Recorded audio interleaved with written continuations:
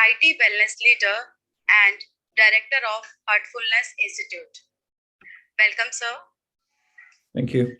I'm extremely delighted to welcome the chairperson of Satyam Group of Institutions, Ms.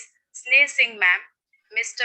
B.J. Prasanna Krishna Sir, co-researcher, CA Pradeep Kumar Gupta Sir, co-researcher, chairperson of Advisory Board of Satyam Group of Institution, chairperson and secretary of Research Ethical Committee, principals, HODs, faculty members, team members, and students in this session. Welcome, sir. Welcome, ma'am. Moving further, I take this opportunity to introduce with the resource person of today's session, Mr. Shriram Raghavendran sir. Sir is associated with IT industry over 25 years. He has been a consulting leader in the USA, a business leader in the UK, and a delivery leader in India. With his long-standing passion for wellness, Sir switched over to the healthcare industry to head wellness and telemedicine for a leading health insurance company in India.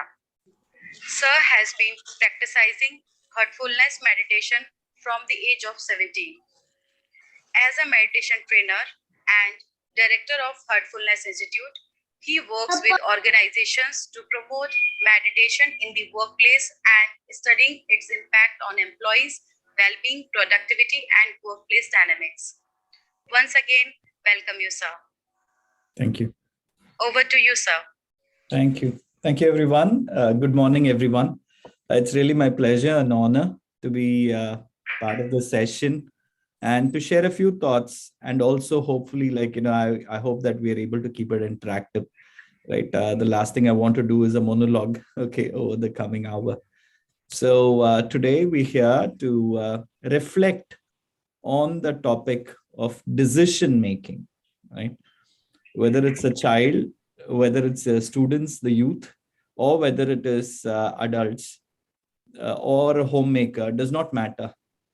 We're always at the crossroads and we need to make decisions, right? But there is a certain science to it, right? And it is good to reflect on what really makes a good decision, right? How do we make these decisions? Okay, and to learn perhaps some tools and techniques which can help us refine our decision making process, right? So with those few thoughts, right, let me get started. The structure of the session will be probably take about 15, maybe 20 minutes at the start to share some of my thoughts. And if you have questions, please write it down. You can put it down on chat. And then what we will do is heartfulness sessions is not about just theory, but it's also about experience, because we believe that you can read 20 books on decision making, right, but not become 1% better in your actual decision making process, right? But there needs to be inner transformation, okay, which matches our understanding, right? And that's where the meditation, okay, or meditation centric tools are something that we learn and experience during these sessions. And in the last 10-15 minutes, we'll take questions, right? So if that's okay. I just wanted to start with hearing from you, right? How are you feeling this morning? You can answer questions to any of these 2 or 3 questions, right? How do you feel at this time? The second question I have is that, do you, what do you think about decision making, right? Or the importance of decision making? Is there a question in your mind when it comes to decision making, right? If you can use the chat facility and put down your thoughts, right? And share it with everyone. Okay, we just start with where the group is coming from today, right? So let's take a minute at this. How do you feel? What are your thoughts about decision making? What are the questions you have on decision making? Those are the 3 questions I share with you. Answer any question in the chat box.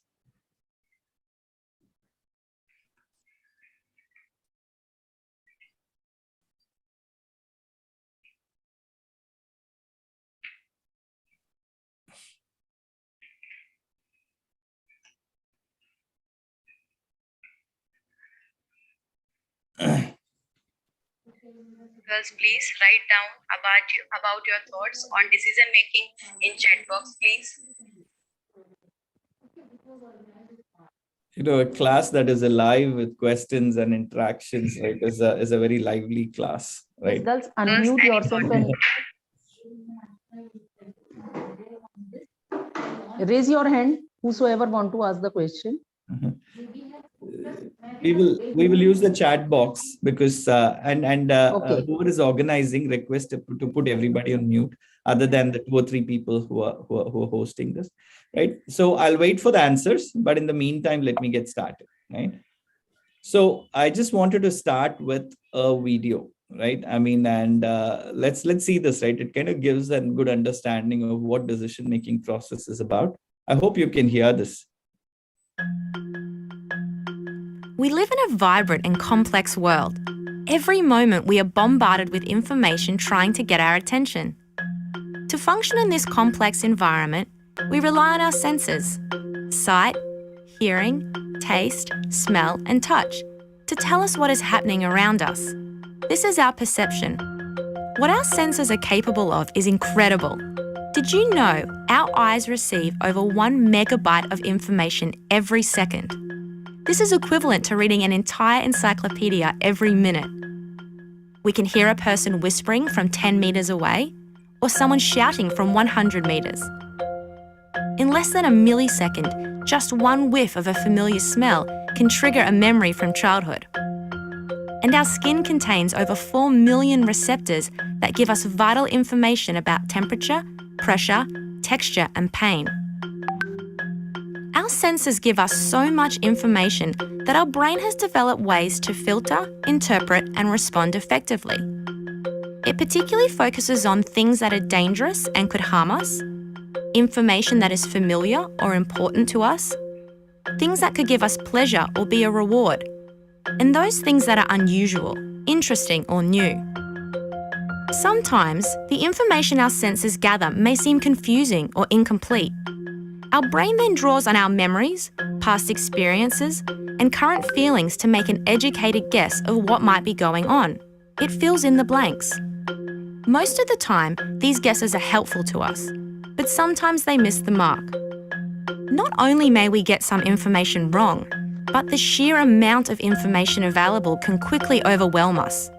We simply cannot process all of the available data at any one time. In fact, of the thousands of bits of information we receive through our senses every second, we can only deal with about 4 bits at any one time. Our brains are prone to information overload and blatantly miss important pieces of data.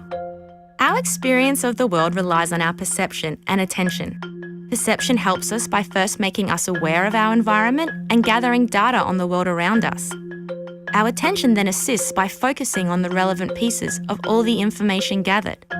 By understanding how these processes work and their limitations, we can take better control of our brain and achieve our goals.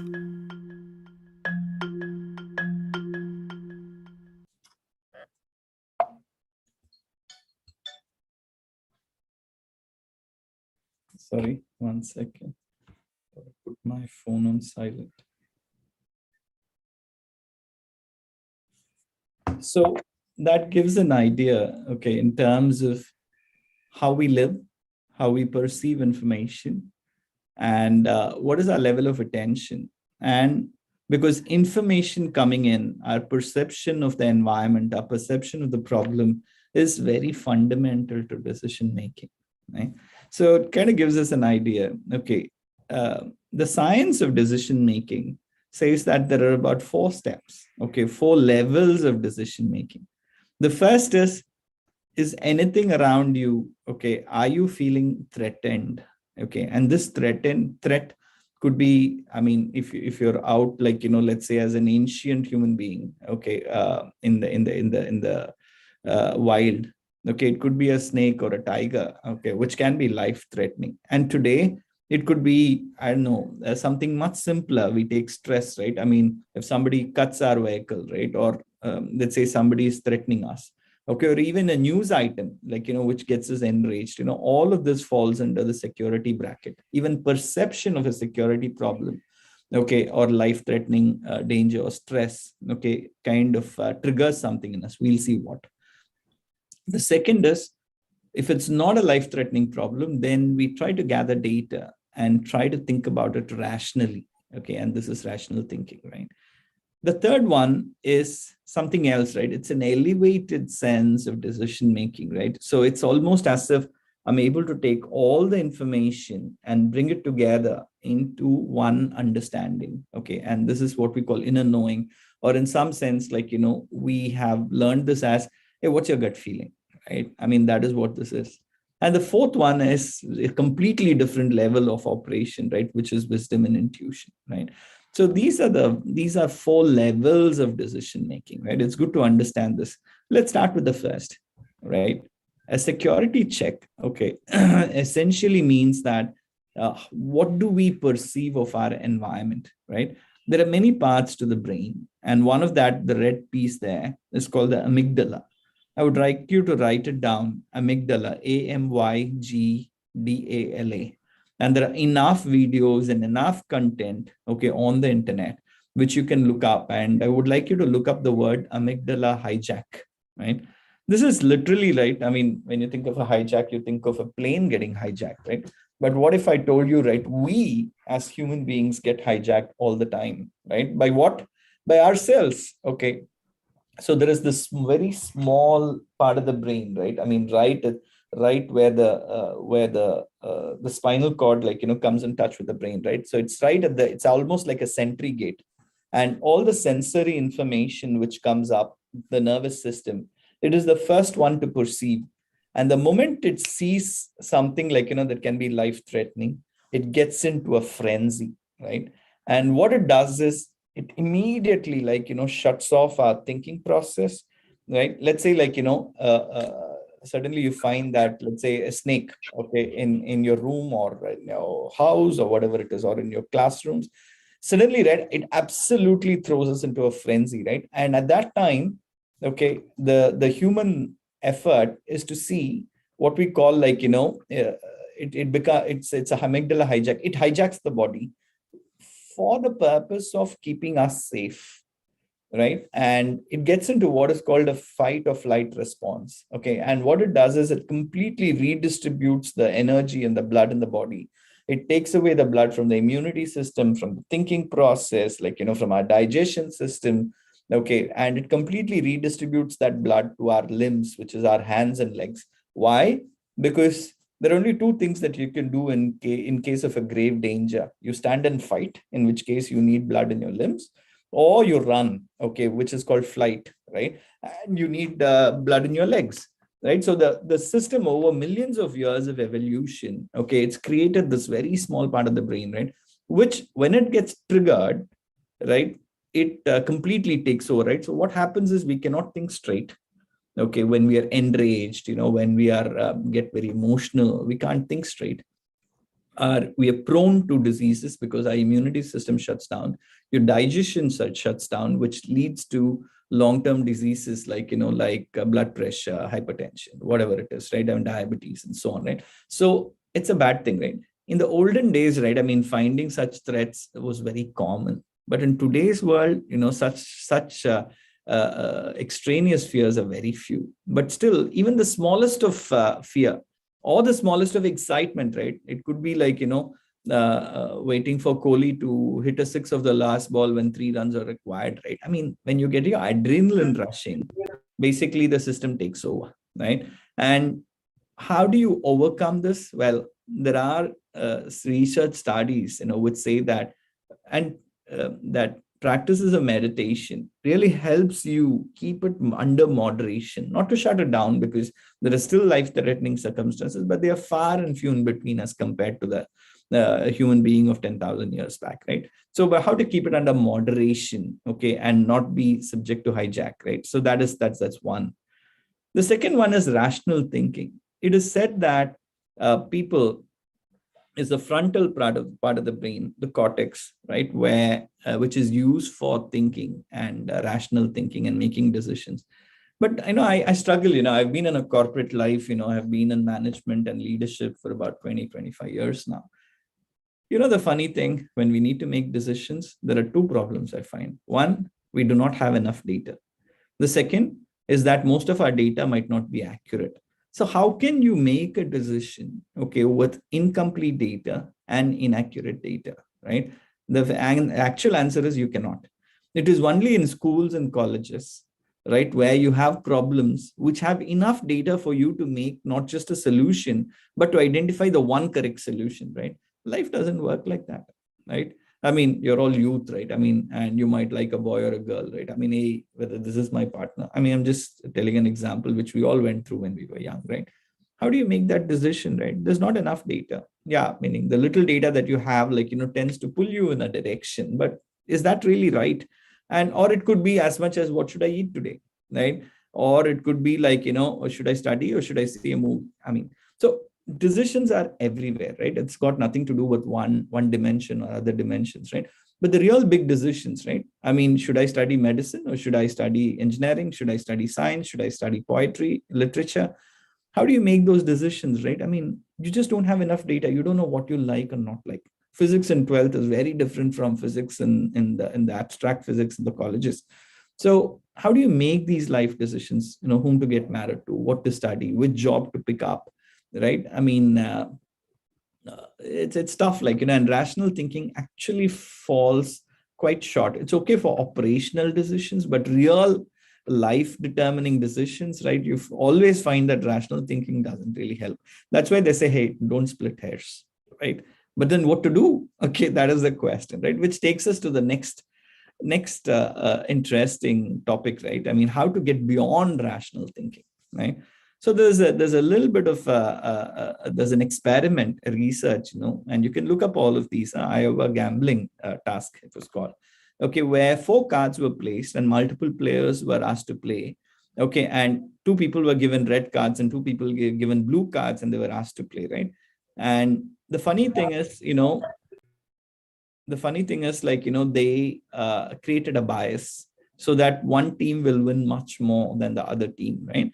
And they were asked to play 100 rounds of cards. The thing is, right, by the time they did 50 rounds, people had a hunch maybe the cards are biased. By the time they played 80 rounds, they have figured it out. Yes, this game is biased, right? But the interesting observation is, even at the end of 10 rounds, people, in some sense, their bodies, their system knew that something is wrong. Dal mein kuch kala hai, right? Because their palms sweat, their behavior changes. There is a little sense, they can't really put a finger on it, but there's a little sense that something is wrong, boss. I don't know what, right? What do you call that? It's a hunch, right? Or it's something, even it's a perception, it's a feeling, right? And that, okay, kind of gave rise to this idea that even before something becomes a rational thought or a confirmation on data. Can everybody go on mute, please? If you're not asking a question or something. So before it really gets crystallized as a thought or as a data point, okay, our body knows it. It knows that many times, you have experienced it, right? You can feel that, hey, I think I'm going to come down with fever. And in the evening, you do come down with fever, right? It's not the data point, but it's a feeling, right? How do you tune into that feeling? And this is where, we call it wise reasoning comes in, right? And in heartfulness, since you have experienced and gone through a few sessions, right, we know that what we are asked to do in meditation is that we think that there is, let's say, a light or a divine light in our heart, right? But it's not a thought. It starts with a thought, but then we're asked to feel the presence, in some sense, feel what's happening in your heart, right? So through this process, we're developing our ability to feel. It is a certain, it's the sensitivity of perception that we are increasing. And it is said that, that there are other parts of the body which validates not just rational thoughts and data, but it validates an entire body's understanding, right? And this is what they say, businessmen. Okay, if you become a businessman or you're part of a business family, you know that they don't rely on data to make these decisions, right? Whether a business shuru karna hai, band karna hai, like, kharidna hai, nahi kharidna, jo bhi hai, right? It is, they say, like, it's a gut feeling. Hey, listen to your gut, right? How do you feel? Do you think you should do it? Do it, right? And this is something, right? It's as if there is enormous data in our conscious and subconscious, right? And if you can harness all of it, tap it, and come out with one decision, right? Hey, I don't think I should do it. I will not do it, right? But for you to be able to have this gut feeling, which is right more often than not, we need to become perceptive. We need to be able to listen to our feelings. Doctors, right? The really experienced doctors, they say, hey, listen to your body.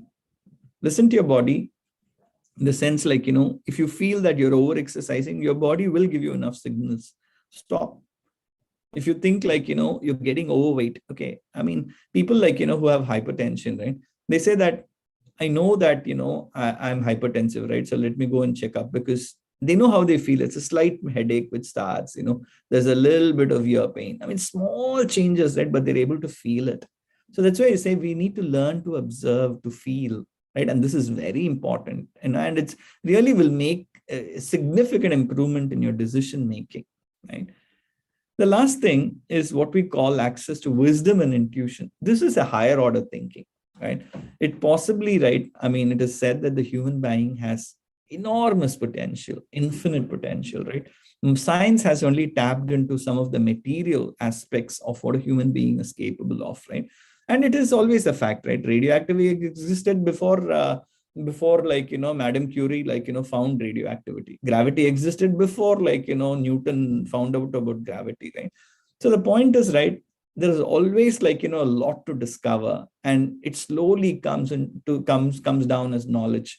Similarly, we believe, right, that human beings have enormous potential, infinite potential. And this infinite potential, sometimes we label it, okay, like with words like, divine, okay, having a higher potential, a higher being, okay, and so on. And sometimes we say God, depending on your religious background, right? And it's not another person, but it's just talks about, like, the very high potentials that we human beings can achieve in ourselves, right?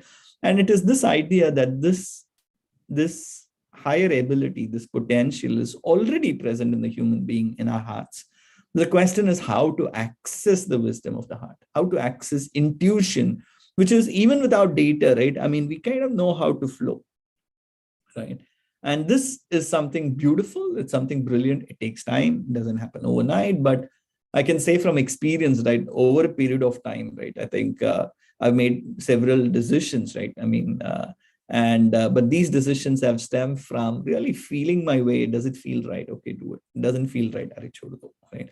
I mean, I can tell you, right, I lived in the US for 7 years, and I used to work there, and I got a green card, right? But at some point in time, I felt I'm done with my life here. What am I doing here? When parents were getting old, like, and the call was there, right? And I gave it a month, and it felt like, really, I think I need to go back. And I've come back, right? And our family were very happy. My kids were born in the US, but we made a decision to come back. I've never looked back. After coming here 2 years later, I gave my green card, canceled it, got a business visa. I go for a month, I go for a week on work, but my life in the US is done. Some people ask me, hey, how come you give up, life in the US? Big deal, right? See, what is right for you, you need to do, not like what others think is right for you, because you are living your life. So whatever big decision, right, how do you feel, right? And one thing I've learned over a period of time, thanks to heartfulness, I've been meditating since your age, right, from the age of 17, right? When I got into college was when I started. Initially, I didn't know what I was doing, but with time, I felt that, hey, ispe kuch hai, okay? And the days I meditate, I can feel that my level of efficiency, my something is different, okay? How I speak, the grace, the elegance, the softness, gentleness, okay, perception, ability to listen, everything is different, right? But slowly over a period of time, what I've learned and what it's given me is this, it's almost like saying, like, go with the flow, okay? I kind of intuitively know what is right for me to do. Sometimes I don't do it, okay? We're all rebel, okay? I'm not perfect at all, but many times, right, it's an intuitive feeling in terms of what's the right decision, right? And I find that when I go with the flow, like water, right, when it flows down from a river, from a mountain, it doesn't flow straight. It goes, it winds its way, like, and finds its way to the ocean, right? It's like that, right? We also, whenever obstacles come, we go around it, we find our way, right? But which way to go? Okay. And if you get that feeling from within, it can just flow, right? It's almost effortless. They say swimming against the current, against the flow is very difficult, but going with the flow is very easy, right? So that is what is, and this is a small video, okay, by a researcher.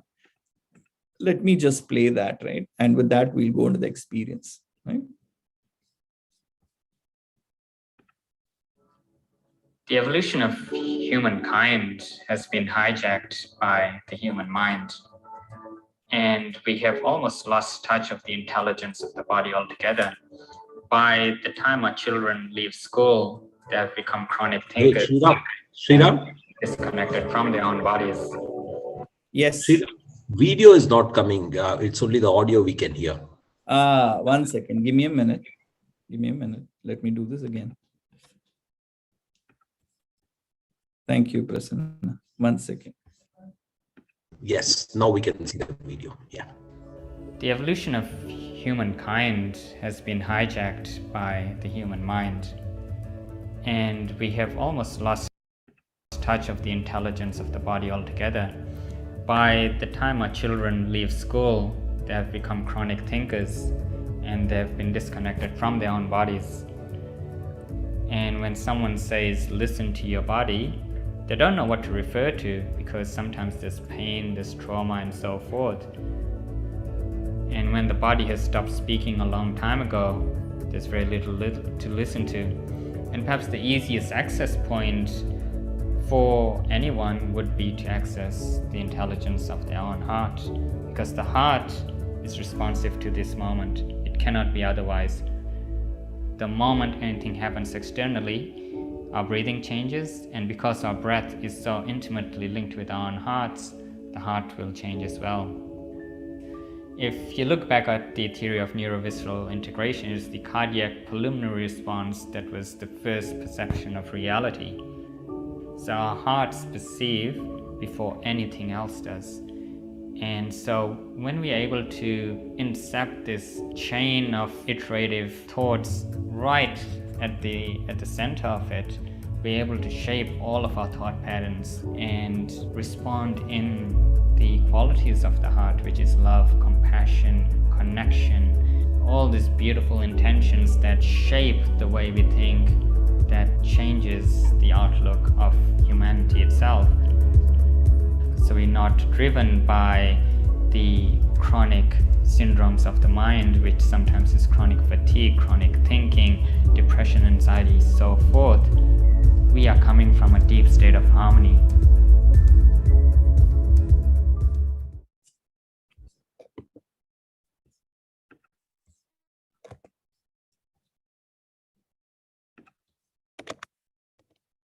So the topics, like, which he had talked, The evolution. I'm sorry.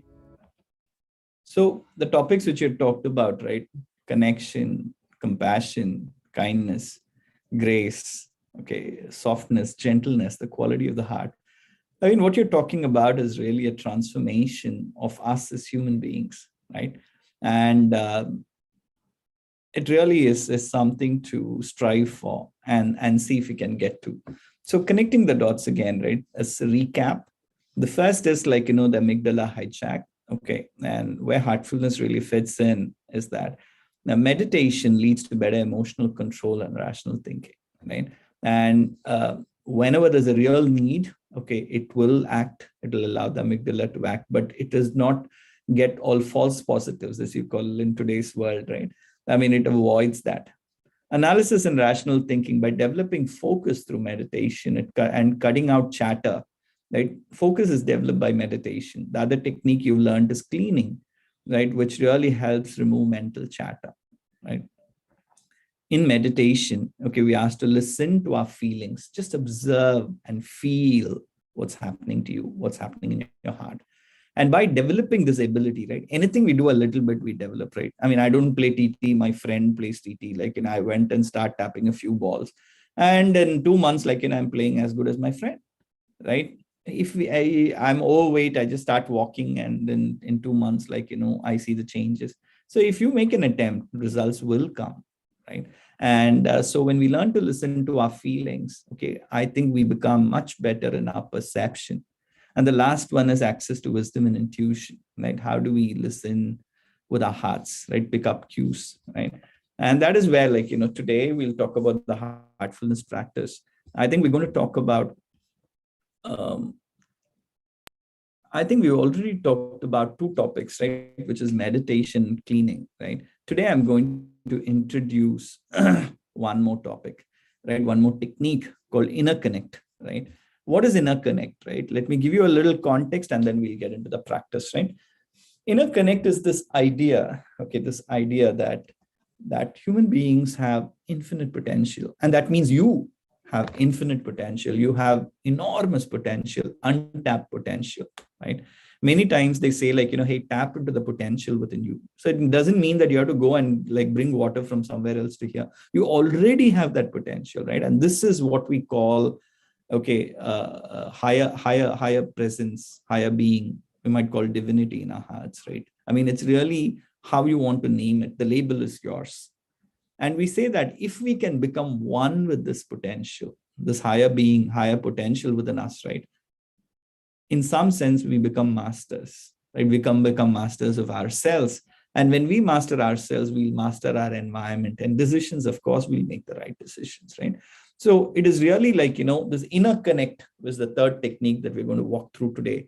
This inner connect is all about, in some sense, like, a communication, okay, with and a resonance, being in resonance with this higher being or divinity within us, right? I'll walk you through the experience, and we'll do that for a couple of minutes, and then we'll slip into meditation, right? We'll do that for 20 minutes. If you have any questions, you can take it, right? So sit comfortably. Please do put off your phones, okay? And make sure you're muted. Just for the next 20 minutes, let's just experience it, right? Sincerely. And let's see what we experience, right? Sit comfortably, close your eyes softly and gently. Take a moment to observe how you feel at this time in your body and mind.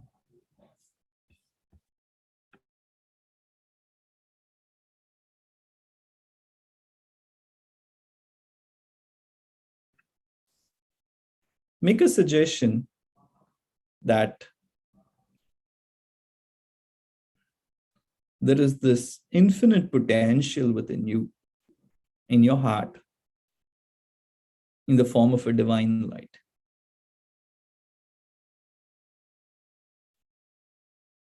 This divine light or divinity is part of you, is you,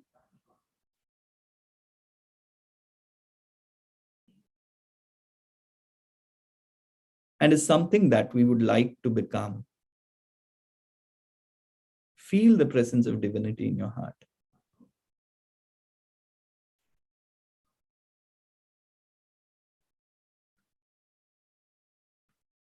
Let us whisper in our hearts that I would like to become one with this divine presence, which represents the highest potential to which I can grow into. I want to become one with this infinite presence within me. This is a goal that we are setting for ourselves. What stops me from becoming one with this infinite potential within me are my wishes and desires. Let's just recognize what comes in the way.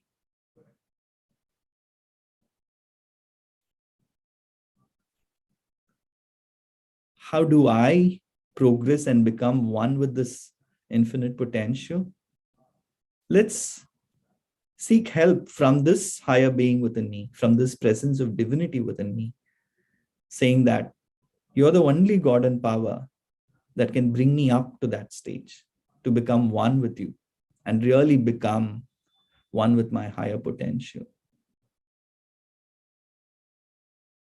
Let's just meditate on this few ideas and try and feel the presence of divinity within us in our hearts.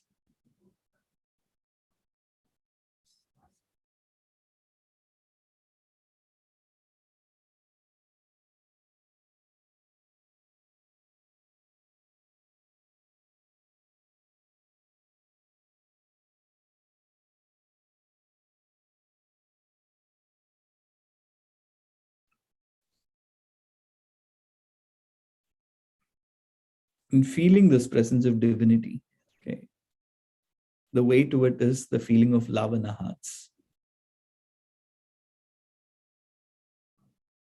Try and feel the presence of divinity and love with a longing that I should become one with it.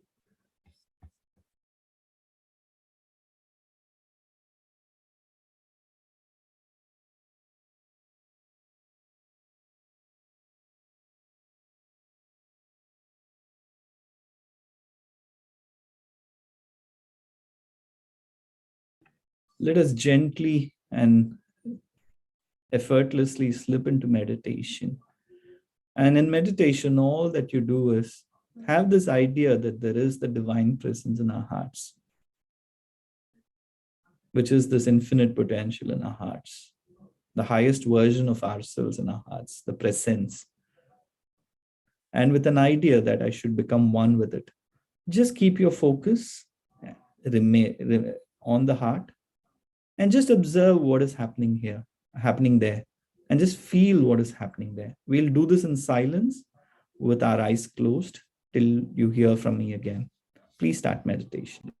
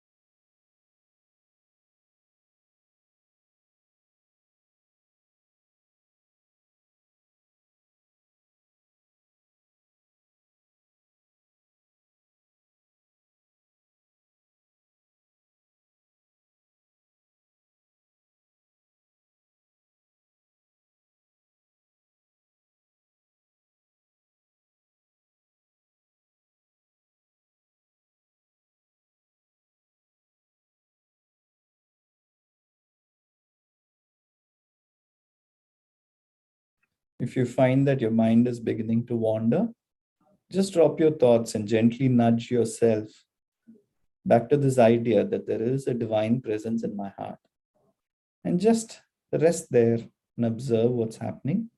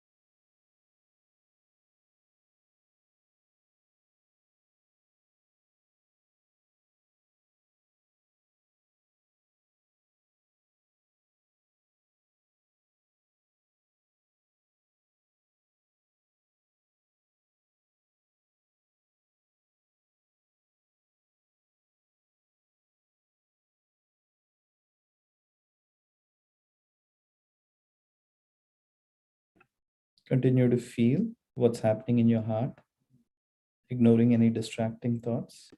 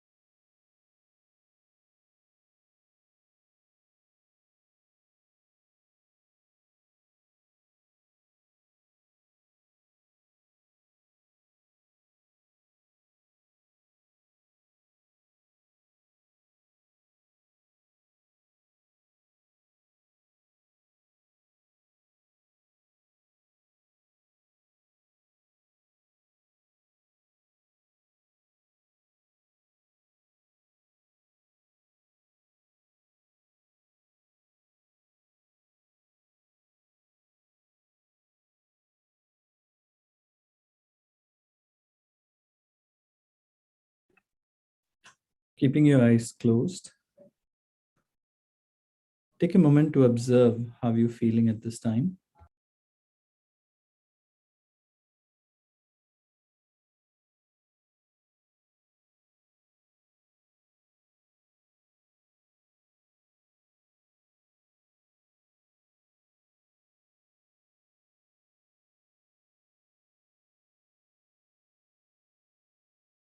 You may slowly and gently open your eyes when you're ready.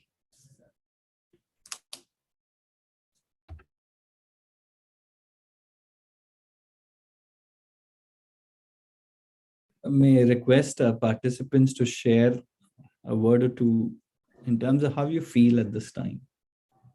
And if you have questions on whatever we've spoken, whatever you've experienced, or anything in general, right? You can feel free to put it down in the chat box. We have a few minutes. I do have a hard stop at 10:30, but whatever questions I'm able to handle, I'll be happy to take it up. But do share how you feel, please. Girls, anyone share your experience?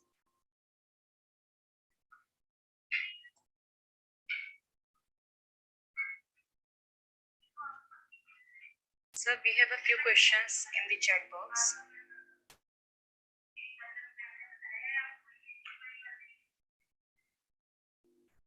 So are you in a mute? Yeah. Sorry. Yeah. I'm seeing the questions. Yes.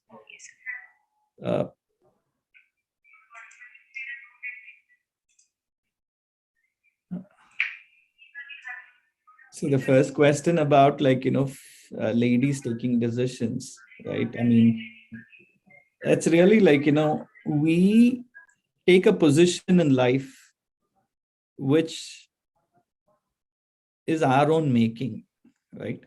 There are external forces which shape us. But at the end of the day, if we don't want to be shaped like something, right, we will not be shaped like that. So to that extent, right, I mean, in a patriarchal society where there's male domination, right, it is your choice in terms of whether you want to conform or whether you want to carve your own path, right? And we're not being negative by doing that, right? Because there are some things where there is intrinsic value in conformity. Okay, it could be topics like discipline, okay, like sincerity, like truthfulness. But then there are things which is better, the change is better, right? Now, again, this also is a decision. How do you determine what are the things to change and not conform to? And what are the things you should change? And what are the things you should conform to, right? So this again is a decision, right? And that's where what we talked about today. How do you make decisions on very abstract and difficult things like this, right? It is really by accessing our inner resources, which is what we feel gets unlocked through the techniques of meditation, right? You're working with yourself, and in some sense it's like, let's say if I should give a simile, it's like I'm a beggar on the streets. Okay, really finding difficult to even feed myself. But what if I were to find out that actually I'm a Maharaja, right? And I have some treasure hidden somewhere. Can I tap into it? Okay, can I, what kind of change? The question is, what kind of change would it do to me and my life? I mean, the answer is completely, right? I'll not be a beggar anymore. Okay, I'm just giving you a wild example that's coming to my head, right? So what if I told you, right? I mean, we all face limitations. We all have questions, right? Hey, I'm not able to do this. I would like to be that. What if I told you, you already have, that potential within you, right? It's only a question of reaching out to it. It's a question of feeling it and becoming one with it, right? And that, in some sense, right, is transformative.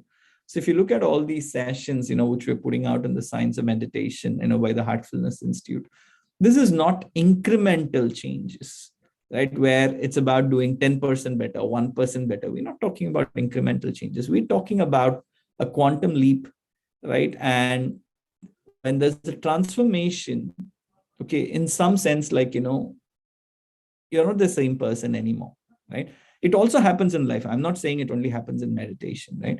I'll give you an example. I used to be a very average student. Average meaning literally average, right? I mean, I used to fail in some subjects, pass in my some subjects. Okay, and because I was very playful as a youth, okay, in says fifth standard to 10th standard, I passed and failed equal number of times, right? But I can tell you this, right? And the first midterm of my 10th exam math, I failed. I got 15 on 50. Yeah? And my father was out of the country. My mom and sister they cried, such an emotional drama, right? And finally I got a math teacher, okay, a tuition teacher, right, who used to come home and teach. And somehow this man, like, was very persuasive, and I had the basic innate ability, but I never brought it out in my academics, right? I'll tell you one defining moment, transformation moment for me was when I got 100 in math in 10th standard. That one moment, right?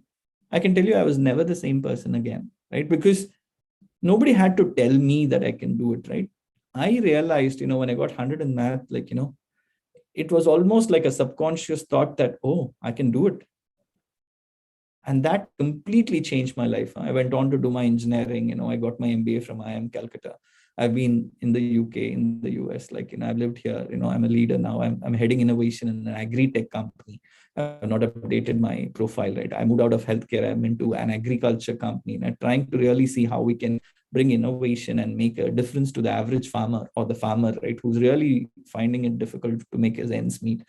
We all can do it, right? But it's a question of bringing about an inner transformation, right? That will change everything in terms of the way we talk, we do, we think, we feel, we interact with others, our relationship, our decision making. Everything can change. Okay, but the key is, like, bringing that right change within yourself, right? We've already talked about the other question, right, in terms of how meditation helps us.